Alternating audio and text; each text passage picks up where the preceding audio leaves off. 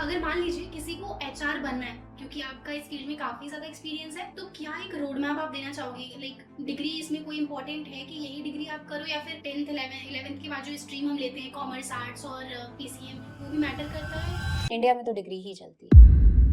2025 में जिन लोगों का जॉब नहीं लग पा रहा है, आपके अकॉर्डिंग उन्हें किन पोर्टल्स पर जाना चाहिए? अभी टॉप में जो चल रहा है मार्केट, लिंक्डइन ने पिछले 10 सालों में अपने आप को बहुत इम्प्रूव किया है। 8 साल पहले हमें लिंक्डइन का एक एक्सेस मिलता था पूरी टीम में, आज सबके पास एक्सेस है। मुझे लगता है कि हम ह्यूमंस जब हम कंप्यूटर बना सकते हैं तो इंग्लिश क्या ही है।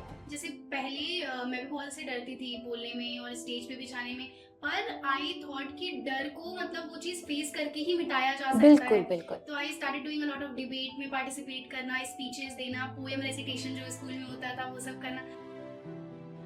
काफी सारी हमारी ऑडियंस में भी लोग हैं जो थोड़े स्मॉल सिटी से आते हैं, उतना अच्छा एक्सपोजर नहीं मिल पा रहा है और नॉलेज भी नहीं है क्या करें, किस कॉलेज में जाएं। तो अगर आप लोग कोई ऐसी ओपनिंग डालते हो, लेट्स से आपकी ऑर्गेनाइजेशन में एज एन एचआर आपने कोई ओपनिंग डाली, तो क्या थोड़ा ऐसा डिस्क्रिमिनेशन आ जाता है कि मतलब छोटे शहर से भले ही स्किल्ड है तो आप उसको प्रेफरेंस नहीं देते हो as compare to someone who is from like tier 1 city college, कुछ ऐसा होता है थोड़ा? लोकेशन नहीं आता है ना, कोई भी चीज हम उसको भी बेच के जा सकते हैं।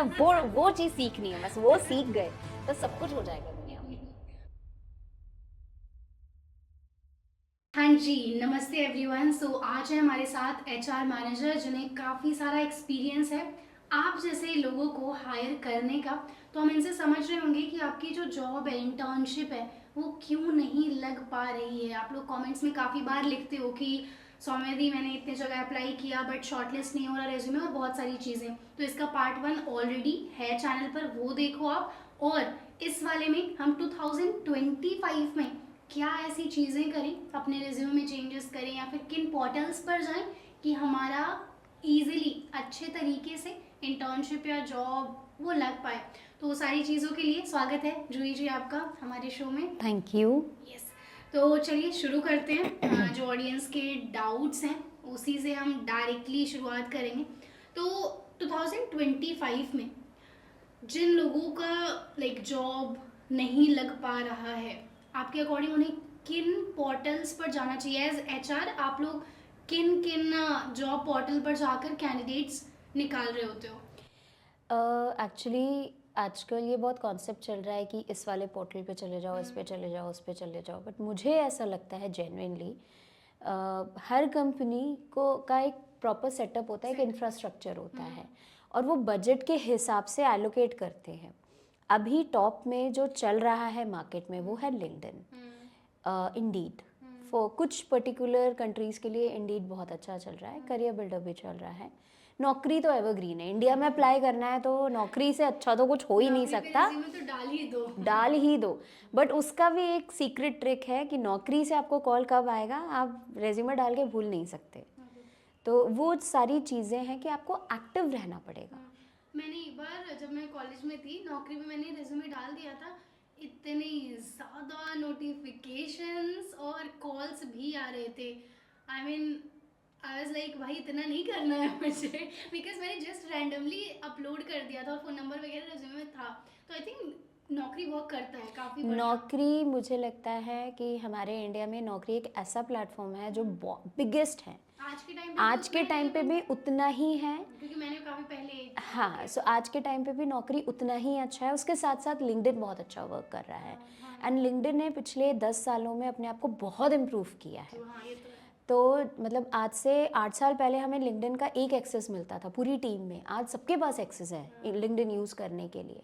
तो अब आप ये सोच लो कि लिंक्डइन जो है या ऐसे और भी 2-3 पोर्टल्स हैं जो 2025 में बहुत अच्छा करने वाले हैं। उसके लिए 3 चीज़ें आपको ध्यान रखनी है। पहली चीज़, आपको एक्टिव रहना है, रेलेवेंट चीज़ों में एक्टिव रहना है। सो एक्टिव रहना और रेलेवेंट चीज़ों में एक्टिव रहना, दोनों में बहुत माइन्यूट सा फ़र्क है। लोग वो नहीं समझ पाते। सो लिंक्डइन पे भी मैंने लोगों को ट्रोल करते हुए देखा है। सो आप ट्रोलिंग से बचें, आप एक्टिव रहें और मार्केट में क्या चल रहा है उसके साथ अप टू डेट अपने रहें। काम की चीज़ें करो, आप काम की LinkedIn पे चीज़ें जाओ, करो। जैसे आप जिस फील्ड में आगे बढ़ना चाहते हो, जिस डोमेन में, उससे रिलेटेड चीज़ें पोस्ट करो। फॉर एग्जांपल कोई प्रोजेक्ट किया है आपने, बिल्कुल। उसके बारे में डालो। अब हमें फालतू में कोई ऐसे रैंडम मीम डालने का कोई ज़्यादा मतलब नहीं है, कोई अनलेस नहीं। अनटिल मतलब आपके पास जॉब है, आप ऐसे ही मज़े करो तो it's okay, but but Soumya problem वही है। आज हम जेन जी की बात करें तो हमें लगता है चलो खाली है पोस्ट कर देते हैं, बट वो ना हमें उसका रेपुकेशन जो है वो बाद में पता चलता है।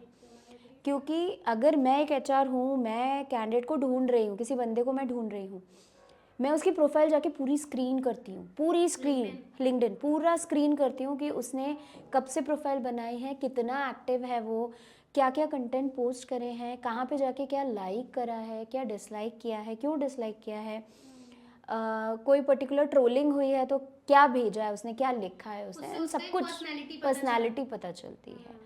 तो वो एक बहुत इंपॉर्टेंट फैक्टर है कि आप ट्रोल मत करो, किसी को अप्रिशिएट करो या फिर मत करो, पर ट्रोल मत करो। राइट, वो आपके ऊपर ही एक तरीके से नेगेटिव इम्पैक्ट कभी भी कर सकता है। सो वो एक चीज़ें हैं।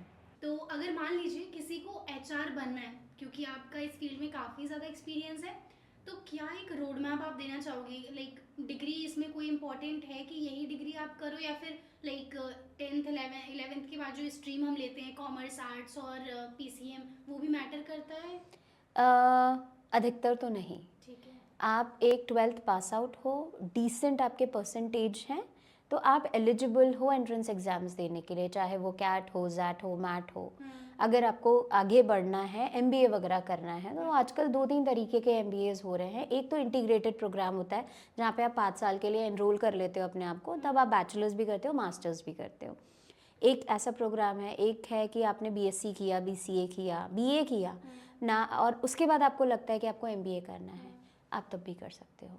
मेजर चीज़ें जो आपको ध्यान रखनी है वो ये है कि आपका परसेंटेज कितना है, और जिस पर्टिकुलर एग्ज़ाम के लिए प्रिपेयर कर रहे हो उसका मिनिमम रिक्वायरमेंट क्या है। अगर आप वो फुलफिल कर रहे हो तो यू आर एलिजिबल। अच्छा, तो इसका मतलब ऐसे हार्ड एंड फास्ट रूल नहीं है कि मतलब आपको बीटेक ही करना है या फिर ऐसे वैसे ही करना नहीं है। नहीं, बट आई थिंक इस वाले डोमेन में अगर आप एमबीए करते हो तो गुड टू हैव है good for to have. Promotions and all. Yes yes. ठीक है। सो ऐसे बहुत सारे मैंने बंदे देखे हैं जो आईटी से पास आउट हैं और एंड भी वो HR एचआर है। में हैं, एंड उनका सिलेक्शन एचआर में हुआ, उन्होंने रिक्रूटमेंट में स्टार्ट किया और फिर उनको लगा कि इसी में रहना है तो उन्होंने आगे जाके हायर स्टडीज़ में अपने को एनरोल कर लिया। तो मतलब एचआर जो है कोई बीसीए वाला पर्सन या बीएससी वाला या फिर लाइक बीए वाला भी कोई भी बन सकता है। बन सकता है। राइट, तो you just have to go on opening, आपको देखनी है कंपनी में जाके एचआर कौन हायर कर रहा है किस कंपनी में, वहाँ पे अप्लाई करना है। मिनिमम तो उतनी रिक्वायरमेंट होती है कि बैचलर्स एक रोल के लिए चाहिए आपको, और बट बेटर आपको करना है तो again you should have, better करना है तो डिग्री इम्पोर्टेंट है इंडिया में। इंडिया इंडिया में तो डिग्री ही चलती है। राइट। हाँ ठीक है, ओके, परफेक्ट। तो एचआर इंटरव्यूज में क्या आप लोगों से पूछा जाता है, लाइक क्या चेक करते हैं? सो हमसे ये देखा जाता है कि हम कैंडिडेट से क्या बात कर रहे हैं, हमारा कम्युनिकेशन लेवल किस तरीके का आई है, थिंक इसमें कम्युनिकेशन काफी मैटर करेगा, मैटर right? करता है। क्योंकि your role is about communication. So it's all about talking to the business, talking to the candidate, assessing a candidate. तो वो इतनी सारे आपके एस्पेक्ट्स होते हैं कम्युनिकेशन से रिलेटेड। तो अगर आपको इंग्लिश नहीं आती है तो वो तो ब्लॉकर होगा। वो ब्लॉकर है, वो एक ऐसा रोड ब्लॉकर है कि आपको लगेगा कि अरे हमारी तो दुनिया ख़त्म हो गई। बट दुनिया ख़त्म नहीं होती है। वर्क करो, 15-20 दिन बैठो अपने आप के लिए एंड सीख जाओगे। ऐसा मुझे लगता है कि हम ह्यूमंस जब हम कंप्यूटर बना सकते हैं तो इंग्लिश क्या ही है यार, हो जाएगा। बिल्कुल बिल्कुल। तो कोई रिसोर्सेज आपने फॉलो करा था like for learning how to speak fluently और ऐसा कुछ? जब मैंने अपना आपको ऑटोमेटिकली आ गया था? नहीं, जब मैंने शुरुआत करी थी तो मैंने 3-4 चीज़ें करी थी। एक तो मैं इंग्लिश नॉवेल्स बहुत पढ़ती थी जिससे मेरा वोकैब काफ़ी बड़ा था, और जो मुझे समझ में नहीं आता था वो मैं 2-3 बार पढ़ती थी। डिक्शनरी देख लेती थी कभी कभी, डिक्शनरी हाथ में लेके नहीं घूमती थी। आई एम नॉट दैट पढ़ाकू की, अच्छा वैसा नहीं था मेरा। बट हाँ, मेरा एक चीज़ ये थी कि अगर मेरे किसी मैनेजर ने या टीम लीडर ने मुझे कहीं भी इंग्लिश में करेक्ट किया है तो मेरी गांठ थी कि वो दोबारा मैं गलती नहीं करूँगी। और मैं अपने वर्क स्टेशन में उस स्टिकी नोट पे लगा के रखती थी। मतलब मैं अब जब मैं बात करती थी या जब मैं ईमेल लिखती थी तो मेरे डेड का काफ़ी मिस्टेक होता था कि डेड कहाँ यूज़ करना है, कहाँ नहीं यूज़ करना। फॉर एग्जांपल वो मेरा स्टिकी नोट बन गया था, एक बार मुझे करेक्ट किया गया था लाइफ में। वो दिन है, आज का दिन है। आई मेड श्योर कि वो मेरे जहन में है कि मुझे वो गलती नहीं करनी है। तो एक गलती सबको माफ़ होती है, वो गलती से सीख लो, उसे रिपीटेटिव नहीं करो। हाँ, रिपीट मत करो, कुछ नई गलती करो, उसकी अपनी लर्निंग होगी। बढ़िया, ठीक है। तो आपकी लाइक जर्नी कैसी रही? आप शुरुआत से कहाँ पढ़ाई किए हो और वो सब, लाइक इंग्लिश का माहौल था या फिर हाउ हाउ दैट वाज? मैं एक बहुत ही छोटे टाउन से हूँ और इंग्लिश मीडियम स्कूल तो था बट इंग्लिश बोलना ज़रूरी नहीं था। बस इंग्लिश मीडियम स्कूल में पढ़ते थे हम, बट हमारी जो वाइस प्रिंसिपल थी अ, वो बहुत स्ट्रिक्ट थी कि नहीं अब तुम लोग आ गए हो 7th 8th में तो इंग्लिश बोलना शुरू करो, भले टूटी फूटी बोलो। तो वहीं से शुरुआत हुई थी कि नहीं थोड़ा थोड़ा करके बोलते थे, टूटी फूटी बोलते थे। एंड धीरे धीरे जब तक हम लोग कॉलेज में आए तो कॉलेज में भी हुआ कि नहीं अब थोड़ी और अच्छी इम्प्रूव करनी है, तो हम लोग ना एक दूसरे को बैठ के इम्प्रूव करते थे। मतलब हमारा ग्रुप हुआ करता था कि नहीं ये है ऐसा बोलेंगे वैसा बोलेंगे, 5 मिनट का रैंडम टॉपिक एक्सटेम्परे जिसे कहते हैं, तो हम लोग इसमें बहुत पार्टिसिपेट करते थे हाँ, अपने ये स्कूल चीज़ें में हेल्प भी। बहुत करती बहुत। हैं। मतलब मैंने खुद देखा है, जैसे पहले मैं भी बहुत से डरती थी बोलने में और स्टेज पे भी जाने में, पर आई थॉट कि डर को मतलब वो चीज़ फेस करके ही मिटाया जा सकता है। बिल्कुल बिल्कुल। तो I started doing a lot of debate में पार्टिसिपेट करना, स्पीचेस देना, पोएम रेसिटेशन जो स्कूल में होता था वो सब करना, ये सब चीज़ें मैटर करती हैं। बहुत मैटर करती हैं। एंड मुझे ऐसा लगता है कि जब आप अपने बच्चे को करिकुलर एक्टिविटीज़ में जितना फोर्स करोगे ना, उसका मोरल उसका कॉन्फिडेंस उतना ही बूस्ट होता है। पर अगर आपने नहीं किया है, फॉर एग्जांपल कि आपके स्कूल में वो रिसोर्सेज नहीं थे, तो कोई बात नहीं, आप कर लो। आप कर रहे हैं। तो जब शुरुआत जागो कर तब सवेरा है। तब सवेरा है, शुरुआत करना बहुत ज़रूरी है और उसे कंटिन्यूटी में रखना है। तो ऐसा नहीं है कि आज कर लिया और फिर 15 दिन शांति से बैठ गए, वो नहीं करना है, उसको रेगुलरली करो। तो वो बहुत ज़रूरी होता है। हम लोग इंटरव्यू की प्रिपरेशन कैसे करते थे जब मैं क्लिनिकल रिसर्च बैकग्राउंड से एचआर में शिफ्ट हुई हूँ। अरे वाह। तो हम इंटरव्यू की प्रिपरेशन करते थे कि हमारे पास वो छोटे वाले फ़ोन होते थे जिसमें सिर्फ रिकॉर्डर चलता था, और वो भी ऐसा होता था कि 2-4 में से किसी एक के पास फ़ोन है, तो हम वो रिकॉर्डिंग पे अपना इंटरव्यू बोलते थे।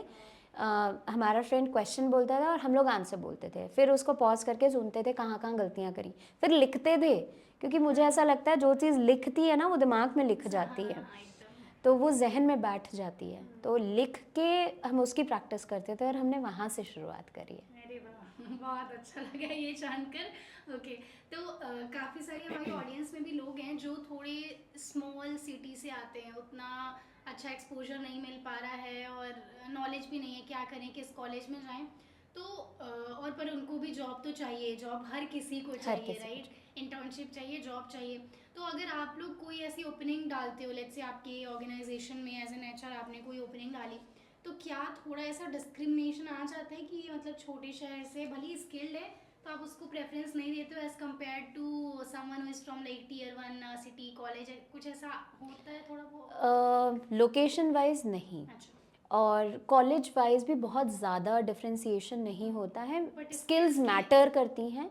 आप एक छोटे शहर से हो, आप गवर्नमेंट स्कूल से और कॉलेज से पास आउट हो, मैं गवर्नमेंट कॉलेज से पास आउट हूँ, तो आप भले एक गवर्नमेंट स्कूल या कॉलेज से पास आउट हो, आपके स्किल्स कितने हैं वो बहुत मैटर करता है। आप में कितनी लर्निंग कैपेबिलिटी है, आप कितना रेडी हो एंड हाउ चैलेंजेस यू के लिए। Present yourself. ऑफ कोर्स, नहीं आता है ना कोई भी चीज़, हम उसको भी बेच के जा सकते हैं। वो चीज़ सीखनी है, बस वो सीख गए तो सब कुछ हो जाएगा दुनिया में। बढ़िया, ठीक है।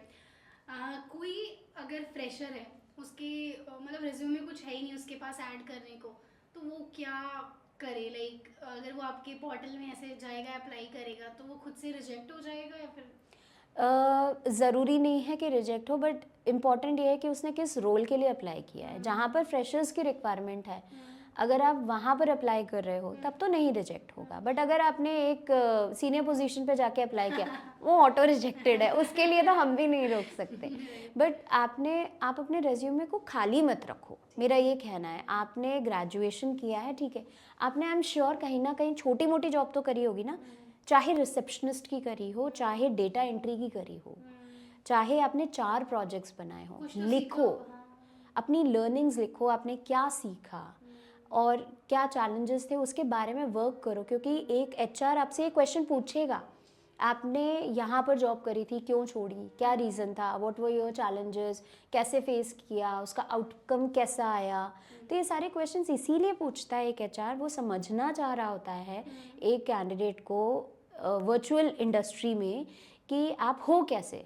एंड आजकल 90% तो फ़ोन इंटरव्यूज़ होते हैं, तो पहला इंटरव्यू जो आएगा, पहला कॉल जो आएगा एचआर का, वो आपको फ़ोन पे ही आएगा। उसके बाद जो है वो प्रॉपर वीडियो कॉल सेटअप होगा, बट उससे पहले तो वो फ़ोन पे ही डिसाइड करेगा ना कि आपको लेना भी है या नहीं। तो उसमें आपका एटीट्यूड बहुत मैटर कर जाता है। ठीक है। और क्या आजकल भी वॉक इन इंटरव्यूज होते हैं कि ऐसे लाइक रिज्यूमे हाथ में लेके गए, कंपनी में दे रहे हैं वो आप इंटरव्यू, ऐसा होता है अभी भी? हमारे ज़माने में तो बहुत चलता था, क्योंकि बहुत से मेरे फ्रेंड्स थे जो, हम छोटी सिटी में थे लेकिन बैंगलोर जाके 15-20 दिन में अच्छी जॉब मिल जाती थी। अब कंपनीज़, क्योंकि कोविड के बाद सिनारियोज चेंज हो गए हैं, तो कंपनीज़ जो हैं वो ऑनलाइन को ज़्यादा प्रेफर कर रहे हैं for the initial interview. But हाँ, अब जो ट्रेंड आ रहा है वो ये है कि वर्चुअल में भी you should be ready with your video, और अगर वीडियो नहीं आ सकते हो तो दे प्रेफर कि आ जाओ, ऑफिस आ जाओ, लेट्स मीट। मुझे ऐसा लगता है कि आप जितना अच्छा एक वन ऑन वन इंटरव्यू में कर सकते हो ना, ऑफिस में जाके उस प्रॉपर एनवायरनमेंट में बैठ के, वो आप ऑनलाइन नहीं कर सकते। क्योंकि मुझे ऐसा लगता है कि जब आप एक ऑफिस में बैठे हो तो आप ऑफिस के ऑरा में हो, whereas you are at home, you are in a very different aura, और ऑरा बहुत मैटर कर जाता है। तो मान लीजिए आप हायरिंग कर रहे हैं, ठीक है, आपके पास 2 कैंडिडेट है, दोनों इक्वली टैलेंटेड हैं, तो आप उसके बाद आगे कैसे बढ़ोगे? मतलब किस फैक्टर पे आप किसको हायर करोगे? एक ही को करना है? एक ही को हायर करना है। 4 पैरामीटर्स हम लगाएंगे उसमें। पहला पैरामीटर ये होगा कि उसकी सैलरी आस्क क्या है। दूसरा पैरामीटर ये होगा कि वो हमारा ऑफिस का या हमारी कंपनी का जो कल्चर है उसके साथ कितना मैच कर रहा है, हमारा विजन और मिशन जो है कंपनी का उसके साथ वो कितना मैच कर रहा है। तीसरी, उसने कितनी रिसर्च करी है हमारी कंपनी के बारे में, कि वो हमारी कंपनी के बारे में जानता क्या है, एंड उसने अपने आंसर्स को कहीं पे भी कुछ ऐसा आर्टिकुलेट किया है या कहीं पे भी कनेक्ट किया है क्या। वो 3 चीज़ें। एंड चौथी चीज़ ये कि वेदर, मतलब फोर्थ थिंग ये होगी कि कैंडिडेट कितना रेडी है। अच्छा ठीक है, देख लेंगे, आ जाएगा ऑफर, कर लेंगे 15 दिन बाद। हाँ है कि हाँ, कि पढ़ना है, समझना है। बिकॉज कुछ कैंडिडेट्स ऐसे भी होते हैं, वो इंटरव्यूअर से भी ये पूछते हैं कि अच्छा मुझे ये नहीं आता, दैट्स फाइन, आई अंडरस्टैंड, तो इस रोल के लिए इंपॉर्टेंट है क्या, ठीक है, I will be ready in 10 days, can you give me 10 days, मैं 10 दिन में दोबारा इंटरव्यू दूंगा। एंड इंटरव्यूअर्स को ना ये चीज़ बहुत अच्छी लगती है कि अच्छा एक इम्पॉर्टेंट स्किल सेट था जो आपको नहीं आता है या आप उसके लिए उतने रेडी नहीं हो, सो वो आपको टाइम भी दे देते हैं। तो वो एक मैटर करता है कि आप में एक्सेप्टेंस है और एक्सेप्टेंस के साथ आप चैलेंजिंग हो या नहीं। तो कई बार जब एचआर राउंड हो रहा होता है तो हमसे पूछा जाता है कि where do you see yourself in the next 5 years 10 years, तो ये क्वेश्चन आप लोग क्यों पूछते हो? मतलब इसके पीछे क्या साइकोलॉजी होती है? एक बहुत ही अच्छा क्वेश्चन पूछा है सौम्या आपने। इस क्वेश्चन को हम सिर्फ इसलिए पूछते हैं कि उस पर्टिकुलर बंदे का, कैंडिडेट का फोकस कितना है अपनी लाइफ में, उसके क्या ड्रीम्स हैं और वो कहाँ तक अपने आप को पहुँचाना चाहता है। तो हम इसीलिए पूछते हैं समझने के लिए कि कुछ होते हैं ना एमलेस लोग। हाँ, एमलेस होते हैं और कुछ ओवर एमिंग पर्सन होते हैं। Right right. 5 साल में हम मैनेजर बन जाएंगे, 5 साल में कोई मैनेजर नहीं बन सकता। आप उस 5 साल को कट डाउन करो कि आपको पता Step by है step. हाँ कि नेक्स्ट स्टेप क्या है आपकी हायरार्की में, आप जिस कंपनी में अप्लाई कर रहे हो उसमें कितना टाइम लगेगा। हर एक रोल का, प्रमोशन का, प्रोग्रेशन का एक पर्टिकुलर ड्यूरेशन होता है हर कंपनी में, और आपको वो फुलफिल करना है। तो आपको ये चीज़ समझनी बहुत ज़रूरी है, उस समय के मार्केट की स्किल्स क्या रिक्वायर्ड हैं। तो वो बहुत सारे पॉइंटर्स होते हैं जो ना बच्चे स्किप कर जाते हैं, और वो कहते हैं 5 साल में मैनेजर बन जाएंगे, टीम लीड बन जाएंगे, बट वो जर्नी आप कैसे करोगे, उसके लिए आपको क्या क्या रिक्वायर्ड होगा वो जानना ज़रूरी है। आई थिंक गोल के जो स्टेप्स होते हैं कि वो गोल को आप कैसे अचीव ब्रेक डाउन करो कि मेरा ये टारगेट है कि 1 साल में मैं इस कंपनी के साथ एडजस्ट करना चाहता हूँ, टीम के साथ अपने आप को बिल्ड करना चाहता हूँ। उसके बाद मैं नेक्स्ट स्टेप देखूंगा कि what extra I can bring to the table, कि आप इस आपको ऐसे आंसर देना है, देख लो, आप लिख लो, जब ये लोग पूछे ना कि where do you see your, यही आंसर देना है। बिल्कुल। और कैसे देना है आप तो तो आप 1 साल बाद आप सोचो कि अब आप कुछ नया क्या ला सकते हो, क्योंकि आपको एक टीम में जमने के लिए भी टाइम चाहिए। आपका मैनेजर कैसा है, एक बंदे को समझने के लिए भी आपको टाइम देना है, इन्वेस्ट करना पड़ेगा। आप जब इन्वेस्ट करोगे तभी कुछ आगे कन्वर्ट होगा।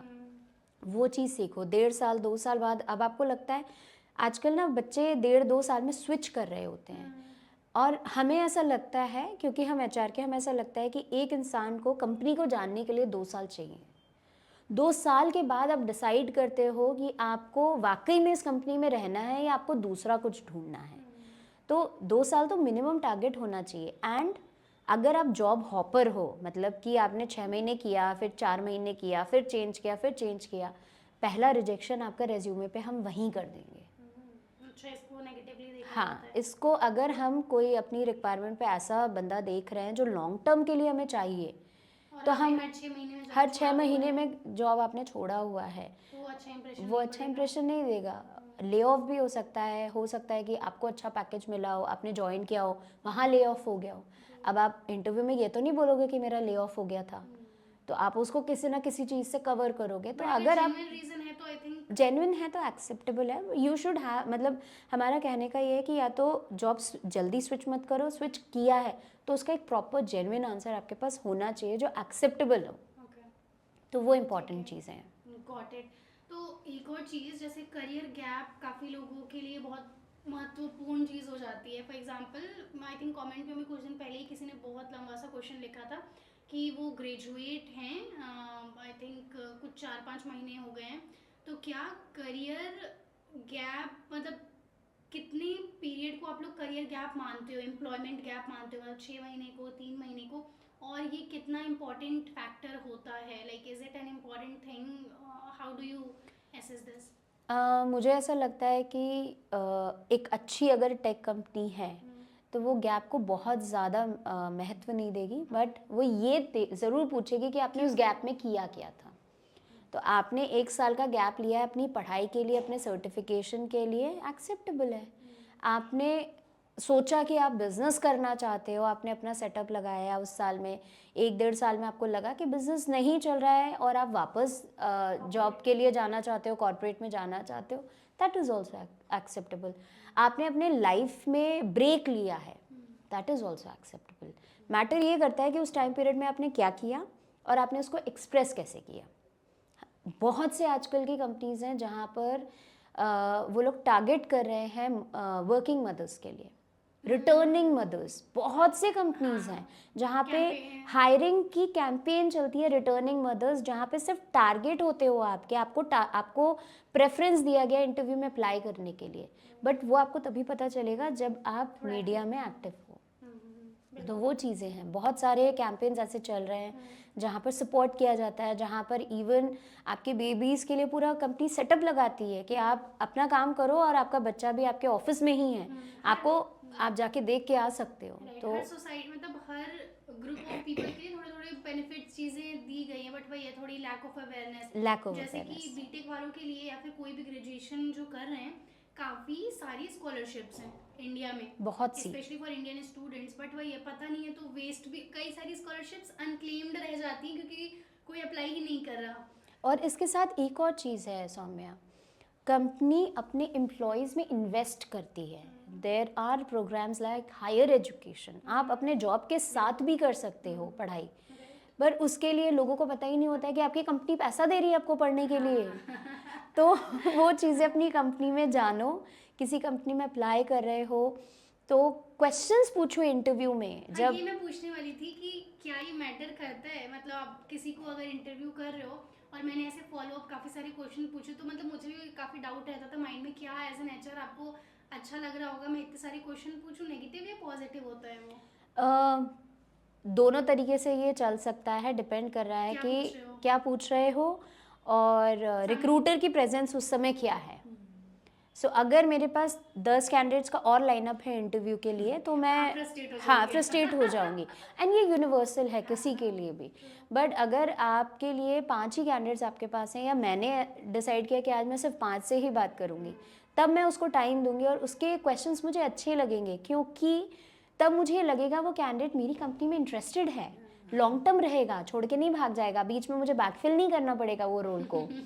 तो ये सारी चीज़ें इंपॉर्टेंट है। पूछो, जब पूछा जाता है ना, do you have any questions for us, no no ma'am, no no sir, no, ask questions. आपकी कंपनी कैसी है, कल्चर कैसा है, कुछ पर्टिकुलर स्किल सेट है जो आप अपने टीम में देख रहे हो जिसको फुलफिल कराना चाहते हो इस पर्टिकुलर हायरिंग से, तो ऐसे बहुत सारे क्वेश्चंस होते हैं जो बहुत ही थिन लाइन वाले होते हैं, लेकिन पूछने से ना ये एक इम्प्रेशन क्रिएट होता है कि आप अवेयर हो, आप इंटरेस्टेड हो और आप चाहते हो कुछ अच्छा करना। Right right. आपके माइंड में अगर कोई क्वेश्चन आ रहा है जो आप पूछना चाहते हो एक एचआर से, एक हायरिंग मैनेजर से, जॉब से रिलेटेड या कुछ भी, तो आप कमेंट्स में लिखो। एंड मैं इनको रिक्वेस्ट करूँगी कि ये आकर आपके सारे जो क्वेश्चंस हैं उनको आंसर करें। एंड ज़रूरत पड़ेगी तो हम एक और वीडियो साथ में करके विल सिट टुगेदर और आंसर करने की कोशिश करेंगे। But do appreciate her time जितनी इन्होंने नॉलेज दी है पार्ट 1 में, पार्ट 2 में। कमेंट्स में बताओ आप कि आपको कैसा लगा ये वीडियो।